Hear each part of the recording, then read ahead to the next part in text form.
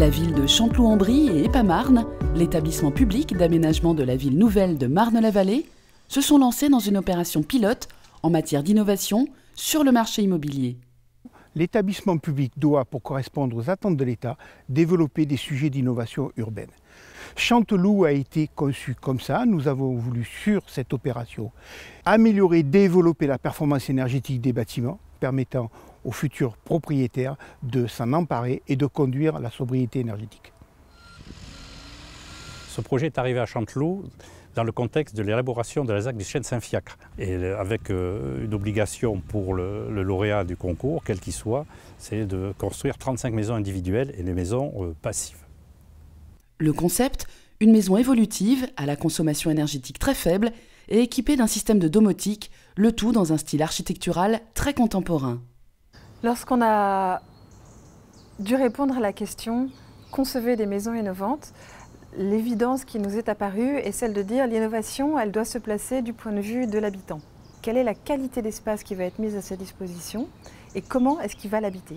Depuis une structure qui va être la structure de base, donc de la maison en T3, avec un corps en maçonnerie et des éléments rapportés en ossature bois, on peut ajouter des volumes pour à chaque fois rajouter la pièce qui manque.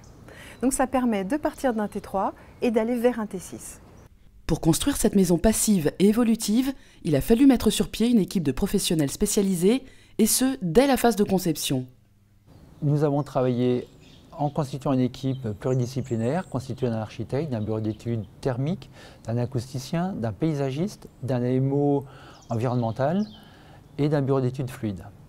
Donc le travail, en fin de compte, de la conception est basé essentiellement sur les échanges au sein d'une équipe projet.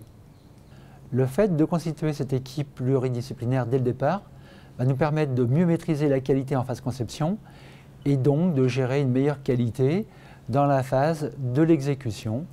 Ce niveau de qualité a un prix.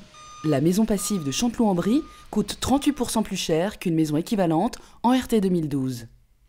Cet écart de prix s'explique par plusieurs facteurs. Le premier facteur, c'est l'isolation de la maison, puisque l'isolation est beaucoup plus performante sur le plancher, les murs, la toiture. Le deuxième facteur, c'est les menuiseries extérieures triple vitrage. Le troisième facteur, c'est l'utilisation de matériaux biosourcés, le chanvre et le bois. Et le quatrième facteur, c'est les systèmes, donc la double flux. Et pour répondre aux critères de la maison intelligente, cette équipe projet s'est inscrite dans une démarche globale, à la fois technologique, sociétale et responsable. C'est dans ce sens qu'elle a imaginé des solutions fiables et pérennes pour les 5 usages réglementaires. La solution retenue s'articule autour d'une chaudière à condensation à fort taux de modulation, associée à un système de chauffage vectoraire, qui lui-même est couplé à une VMC double flux. Des panneaux solaires thermiques viennent compléter l'installation de manière à répondre aux besoins en eau chaude sanitaire du bâtiment. Toujours dans une démarche bioclimatique, des solutions ont été apportées également sur le plan environnemental. L'implantation des maisons permet de profiter au maximum des apports solaires, avec de larges surfaces vitrées au sud.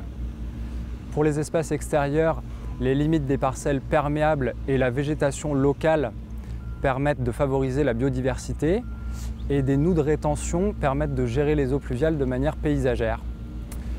Les maisons sont labellisées Passive House, et au-delà du label, c'est la ventilation traversante avec une cheminée de tirage thermique qui permet de rafraîchir complètement le logement pendant la nuit.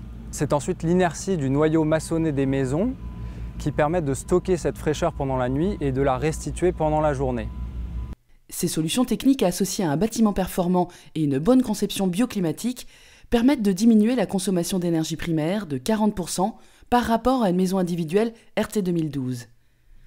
Le projet de Chanteloup-en-Brie est un bon exemple d'innovation urbaine réussie grâce à la volonté des collectivités locales, à l'appui des pouvoirs publics et au travail collectif des opérateurs. Il doit inciter les acteurs du marché à reproduire ce type de réalisation en adoptant les mêmes pratiques.